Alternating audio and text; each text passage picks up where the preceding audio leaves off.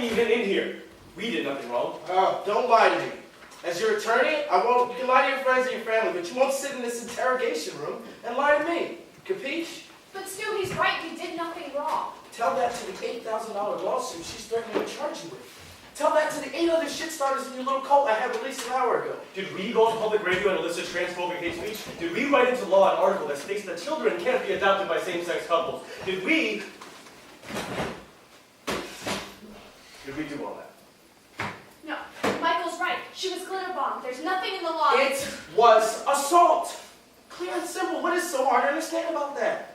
You know, some legal officials technically argue that glitter bombing is battery. Assault? Battery? Was she propped up in a cornfield somewhere and left to die? Was she sexually abused in a home invasion? Or taken a remote county road out of town, beaten, pissed on, chained by the ankles to a pickup truck, and dragged for miles? Listen, I get it. No, I don't think you do, Stu. You're supposed to be on our side, but here you are giving us the 3rd degree. And I mean this with every fiber of my body. Eat a dick. None of your followers were so quick to point fingers. You can't talk to her like that. No, of course I can't. It seems to me the only people who can do whatever they want are sitting 5 feet away from me. Fuck you. We don't need this. We don't need you. Are you refusing your right to an attorney? Just let me know before I head for that door. Leah, not now. Don't let your emotions get the better of you. My emotions? First off, why is it that whenever a woman expresses any feeling that's not visibly rendered as joy or content, that she is seen as being irrational or crazy? First off, men are more childish, thin-skinned, and immature than you can ever imagine a woman can be. Ever. Second, when I am talked down to by an Oreo in a 3-piece suit who thinks he's better than a... Pause. Who do you think you're talking to? Leah, shut up. Don't you get it? He doesn't have to be here right now. Do you know how much I make an hour? I make $500 an hour. I make more in 12 hours than you do in 3 months. At age 32, forget owning 40 acres and a mule. I make enough to buy the entire plantation. I am here out of charity. No, out of pity. Because Leah, your brother, my colleague and close friend, begged me to. And while I'm sure you're doing just fine smelling patchouli oil and skunk weed looking like a chola, handpicked in a last-ditch effort to mule drugs into a Coachella festival, understand that you are on my time. And the clock is ticking. That is unless you want me to walk.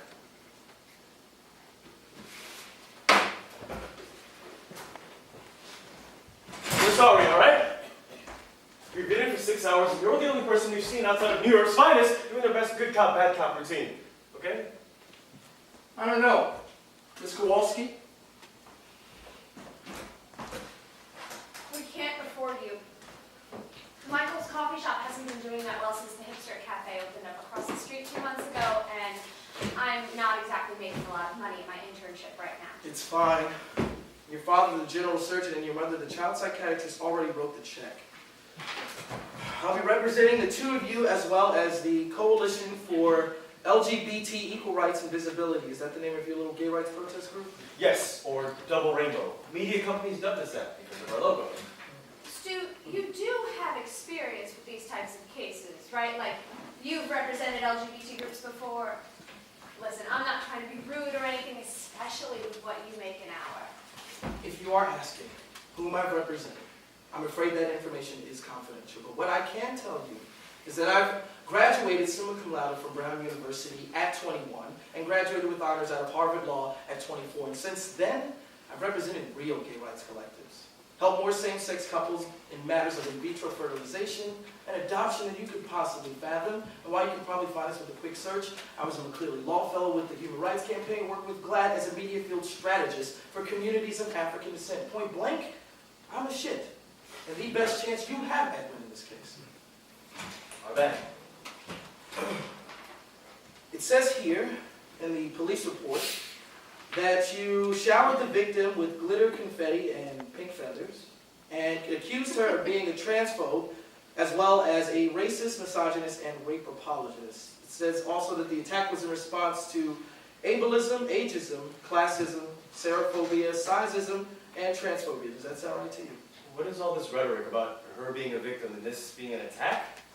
That's what It's documented here in the files, and judging by what's documented there, the court may agree with the victim. Well, can you make it seem like it wasn't? Have you been privy to being glitter bomb? And once it gets in your hair, it never gets out. You might as well shave your head. And in this example, your victim, the recently tapped VP candidate for the Republican Party, she was rushed to the emergency room. You're kidding. That's hilarious. That is, until I spoke to her representatives. When you showered her in glitter and confetti, some of the particles entered her eyes and nose, irritating her cornea and causing an infection to flare up in her sinuses. Now, whether a prosecutor decides to pursue the charges depends on a number of factors, but I can tell you this, if she does, we could be looking at a prison sentence for the two of you. Jail? Just some glitter? I can't go to jail. I have a business to run. People depend on Mr. me. Robbins, you misunderstand. Michael. Call me Michael. Or Mike. Some people call me that too. Jail. I said, not jail, prison. Prison. Prisons are run by state governments and are designed to hold individuals convicted of crimes. In your case, that can be a couple of years. Wait, you're telling me that all the hours we put in, all that time on social media, all the campaigning, wait, all of that could be ruined by little glitter and pink feathers? What? Stuart. Yeah. Be honest. How fucked are we? On a scale of 1 to 10, and you are fucked. We're talking flogged, filched, and fisted. In 2020, Peter Smith, a college student, he bypassed Secret Services and he flung a cachet of blue glitter at then former presidential candidate Mitt Romney during a campaign event for 75 cents worth of sparkle. Mr. Smith faced up to 6 months in jail and a $1,000 fine. You didn't answer my question from earlier. Is there any way that you can make this seem like it wasn't perceived as an attack? If I couldn't, I wouldn't be in this windowless interrogation room pimped out with electric eyes and guards at the door. Now would I? But you have represented cases like this, or people like us before, right? I was called in for Get Equal when they attacked Newt Gingrich at a book signing, as well as children of lesbians and gays everywhere when they confronted Rick Santorum at a campaign event after he endorsed Focus on the Family. Oh my God, you're like Lea Al Sharpton without the incessant need to be on camera in every media cycle. Right, all you need is a constant weight fluctuation. Although, judging from the way you fill out that button of suit. We could be going to jail. Excuse me, prison. And you're thinking of dick right now? Keep your head in the game, please. Go on, Stu. We promise we won't interrupt again. Michael. Since this is your first offense, we could probably get you off with just a warning, maybe. And Leah, this is your third strike. I'm not surprised. The best we could do would be a plea bargain. But that would mean that this little operation here is over. Done. Kaput. If they catch wind that you're only meaning to the comforts of your apartment, they will rain down on you with all the fire and brimstone that they can muster. And if I choose not to take the plea bargain? Leah, are you being fucking serious right now? As serious as stage 4 cancer, as serious as global warming, as serious as an amoral, orange-faced, know-nothing, race-baiting, narcissistic, pathological liar with a penchant for third-grade theatrics elected as our commander-in-chief of the great United States of America. That is how serious I am. Well, then I guess you're on your own. I have always been on my own. I call bullshit. I've always been there for you. When you needed someone to make a website because you suck at code. When you lacked funds for pamphlets because you hated asking your parents for it. When you needed help making a website. When you needed help finding recruits because you couldn't even post on social media. I was always there for you. You are the most stubborn SOB I've ever met. You know that, right? You take and you act only for your own best interests. Oh, I did this for my best interest, huh? What about you? Before we started this group, you were a nobody. Scratch that, you are a nobody. But at least you have some friends now.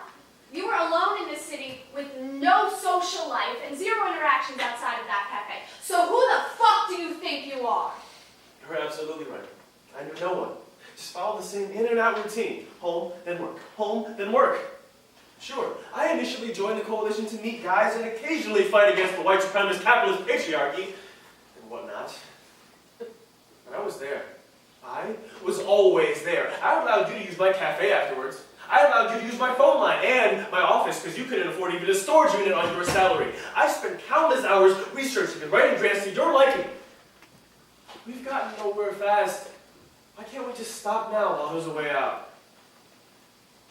It's a really good question, Lea. I mean, there's the No Hate Campaign, Land Illegal, American Civil Liberties Union, Pink Flag Act Up. Why is it so important to keep your underfunded group up and running when there are countless other political advocacy organizations fighting the exact same battles? Do you know how hard it is to be taken seriously as a pansexual, polyamorous white girl from the Upper East Side? I'll tell you what, it's not easy. Gays and lesbians call you confused or greedy because your love doesn't fit into these small boxes. Bisexuals shudder to think that you're not opposed to dating gender nonconformists as if they're some alien race undeserving of love. Trans people, depending on the time of day, often believe it's a phase. And straight people? Ugh. Do you know how much work it took to get this far? How many hands I had to shake? How many doors were slammed in my face? How many politicians and lobbyists ran in the opposite direction when I tried to get a bill passed? How many so-called allies turned coat when I extended my hand? How many brothers and sisters and madams and misters laughed in my face? How many angles I had to finagle? And you're telling me all of that was for nothing? We went to that campaign at City Hall today to confront the senator about her statements on conversion therapy. Waited all day until she arrived in her limo, didn't we, Michael? Yeah, we did.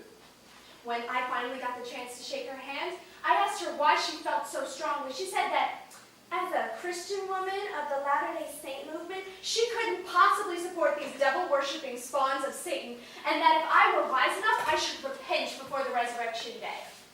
When I humbly reminded her that there was a separation of church and state, she told me to go back to the hell in which I came, and that if she could, she'd send me and my kind there herself.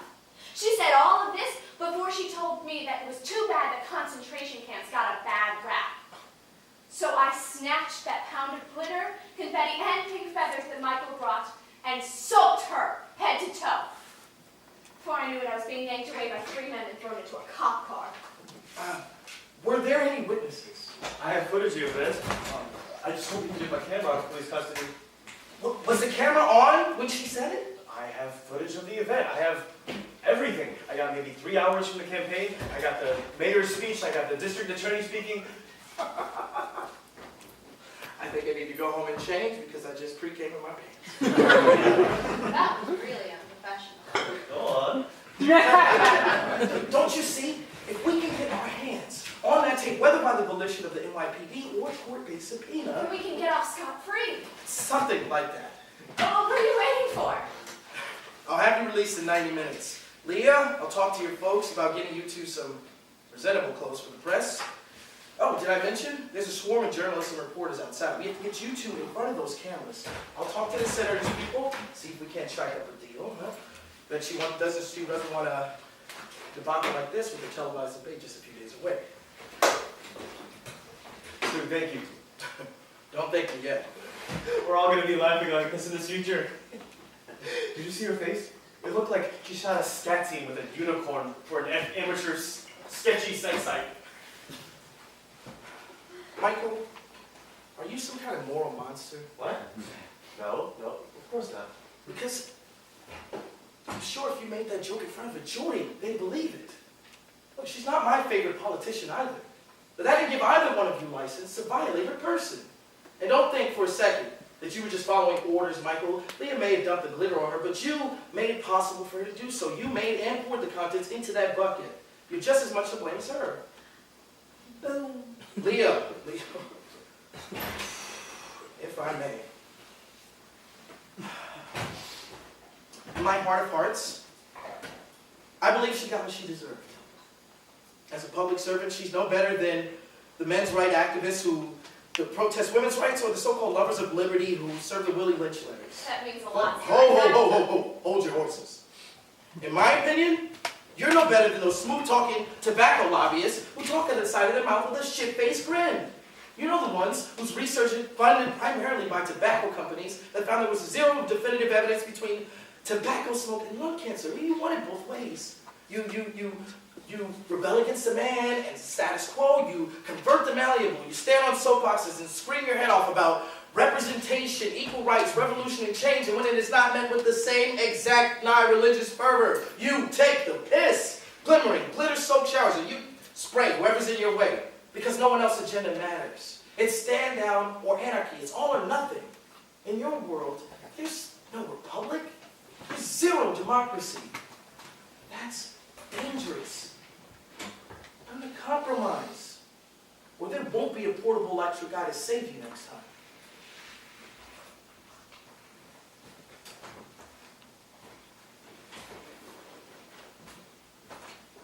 See you in 90 minutes.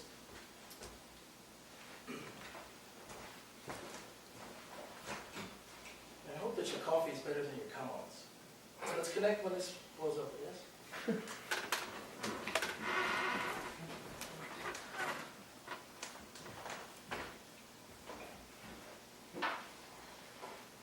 I just wanted to help. I just... Me too. On the bright side, you're an excellent wingman.